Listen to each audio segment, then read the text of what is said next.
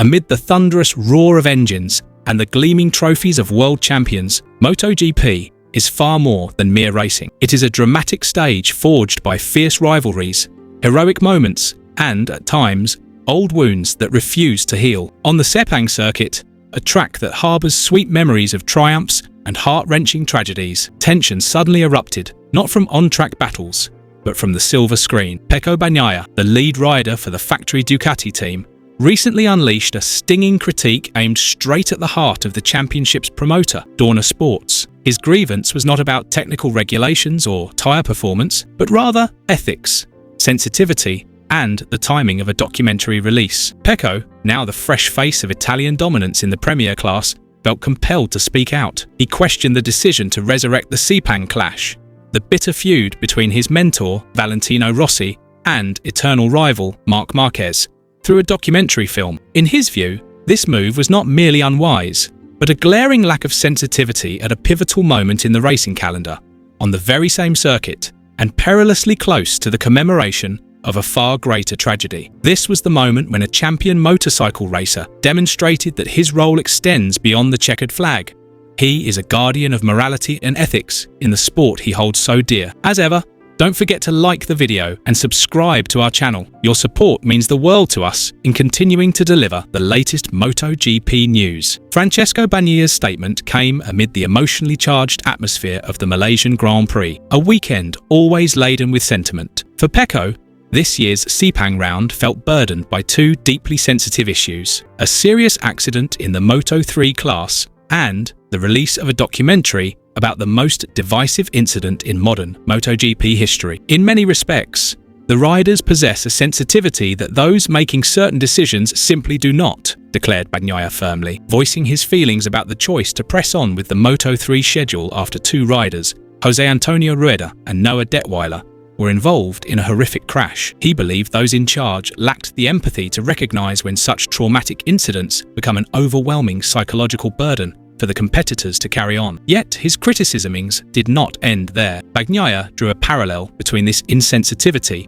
and Dorna's decision to release a 26-minute short documentary, deliberately launched to coincide with the 10th anniversary of the 2015 Sepang Clash. The idea of releasing a documentary about the Sepang Clash was not a stroke of genius, he asserted. Bagnaia felt profoundly uneasy about dredging up a feud that had permanently fractured the sport's fanbase. Dorna's choice, as the promoter meant to foster unity and a positive image for the championship, instead seemed to celebrate, or at the very least commercialise, one of the most controversial and darkest chapters. The documentary, revisiting the climax of those events, featured interviews with key figures such as Jorge Lorenzo, Andrea Dovizioso, and Dani Pedrosa. Strikingly, however, the two central protagonists, Valentino Rossi and Marc Marquez, were absent. The omission of these pivotal characters was already a telltale sign of how raw the subject remains, even a decade on. Pecco Bagnaia, who appeared fleetingly in background footage from Rossi's garage at the time, he was still very young and part of Rossi's inner circle, expressed bafflement at his own minimal inclusion. "I don't even understand why they showed it to me," he remarked. He even highlighted Dovizioso's admission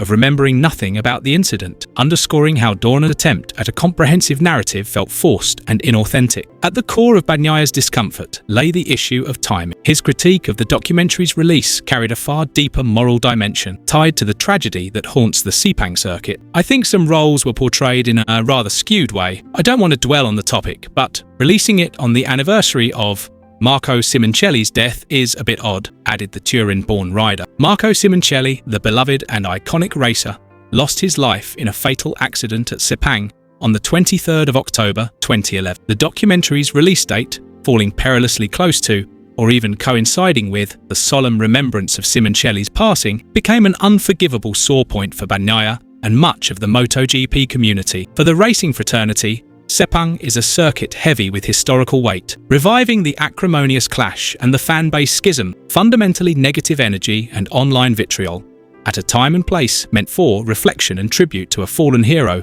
was deemed profoundly insensitive. Simoncelli embodied the pure spirit, joy, and camaraderie of racing, replacing those memories with recollections of a politically charged brawl and digital hatred revealed a questionable prioritization by the promoter. For Bagnaia, Rossi's successor, yet also a rider who grew up in the shadow of Simoncelli's tragedy, the demand for sensitivity was fundamental. He viewed it not merely through the lens of a professional racer, but as a human being who values memory and ethics within the racing community. The fallout from that incident reached far beyond championship outcomes. The MotoGP fanbase was split permanently in two: the Rossistas, who backed Rossi and believed him wronged, and the Marquistas, who saw Rossi as acting unethically. Hatred and hostility between fans surged on social media and even at the circuits, creating a toxic atmosphere that proved hard to dispel. Bagnaia, having matured in an environment that felt the full brunt of this division, knew that the documentary would only stir those negative emotions anew, distracting from the healthy competition unfolding in the current season. The fundamental question arising from Bagnaia's critique is, why did Dorna release this documentary now? The answer lies in the tension between commercializing the sport and upholding ethics. MotoGP, like any global sport, relies heavily on narratives, stars, and drama to draw audiences, especially younger generations unfamiliar with the Rossi-Marquez glory days. Revisiting the Sepang Clash was a surefire way to generate buzz, boost online traffic, and amplify their content's appeal. Dorna may have seen it as a legacy piece that demanded retelling, even if that legacy was steeped in controversy. From the perspective of active riders like Bagnaia, however, the focus must remain on the present and future. Bagnaia is striving to lead a cleaner, performance-driven, and professional era of MotoGP. Resurrecting past divisions only poisons the paddock atmosphere and the fan base that is only just beginning to embrace new idols. Bagnaia's criticism highlights the eternal tug-of-war between a promoter's need to generate content and revenue by peddling old drama, and the athlete's need to preserve integrity, morality, and the community's psychological well-being. Pecco implicitly challenged Dorna: do you wish to sell hatred and past trauma, or promote healthy rivalry in the here and now? Pecco Bagnaia's comments were not mere personal gripes.